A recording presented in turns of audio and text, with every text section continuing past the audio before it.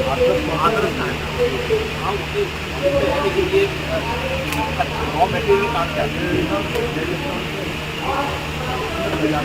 मुख्यमंत्री योगी आदित्यनाथ ने बिठूर महोत्सव में शिरकत करी। इस अवसर पर बिठूर महोत्सव के प्रतिभागी कलाकारों के सम्मान एवं युवा उद्यमी विकास अभियान के अंतर्गत ऋण व नियुक्ति पत्र वितरण तथा विभिन्न लोक कल्याणकारी परियोजनाओं के अंतर्गत लाभार्थियों को सहायता राशि के वितरण किया।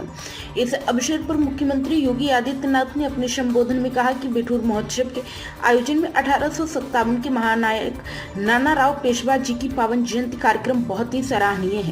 बिठूर को अपना केंद्र बिंदु बनाकर भारत की आजादी के लिए लड़ने वाले नाना राव पेशवा की पावन जयंती पर भारत माता के महान सपूतों को नमन करते हुए विनम्र श्रद्धांजलि अर्पित करता हूँ। बिठूर प्राचीन काल से आध्यात्मिक धरोहर रही है, क्योंकि ब्रह्मा जी ने धरती का चयन किया था वो बिठूर ही है। इसकी भौगोलिक और प्राकृतिक छटा बिठूर है, जो कानपुर की आत्मा भी है। उन्हें समर्पित करके उनका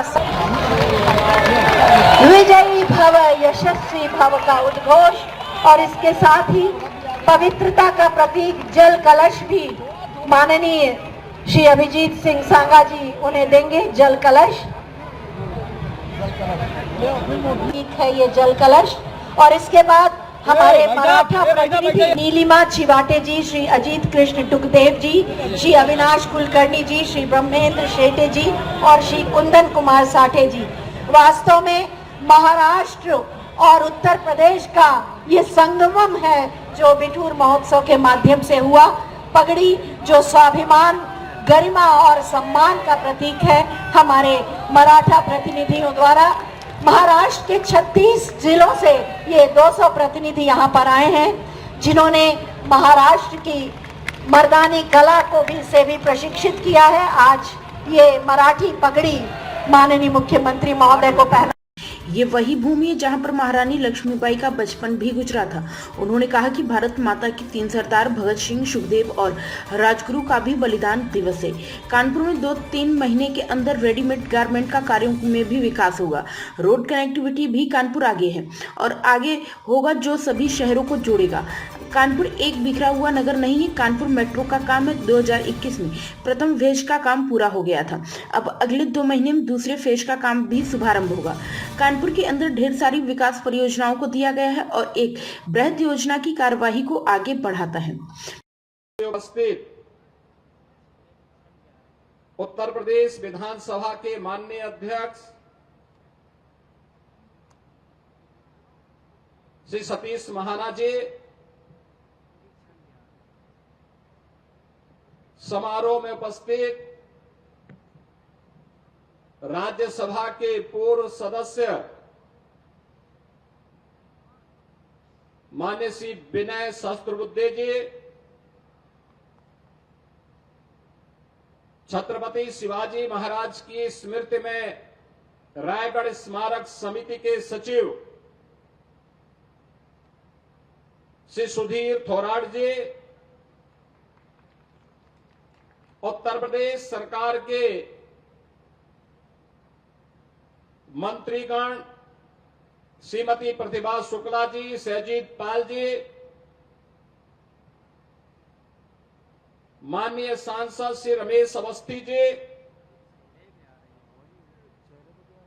इस कार्यक्रम के संयोजक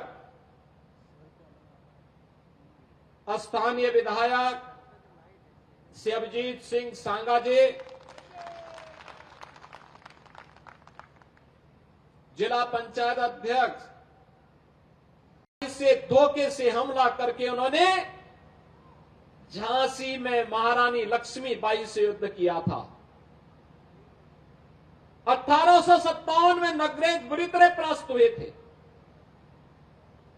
और उस समय अंग्रेजों ने बड़ी चालाकी के साथ, बड़ी धूर्ततापूर्ण तरीके से जो छल महारानी लक्ष्मीबाई के साथ किया था, अगर समय रहते इस छल के बारे में थोड़ी भी भनक लग गई होती, तब तक त्यात्या टोपे के नेतृत्व में नाना राव पेशवा की सेना वहां पहुंच चुकी होती।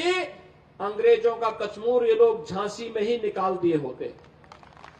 1857 में फिर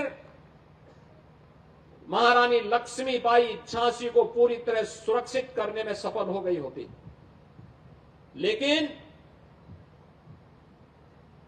आज भी अपने सौर्य बल्कि झांसी की रानी लक्ष्मीबाई हर एक के लिए प्रेरणा बन गई। और आज बिठौर महोत्सव में हम स्मरण कर रहे हैं इन महान योद्धाओं को। और आज का दिन इसलिए भी महत्वपूर्ण है कि आज भारत माता के 3 अमर बलिदानियों, 3 महान क्रांतिकारियों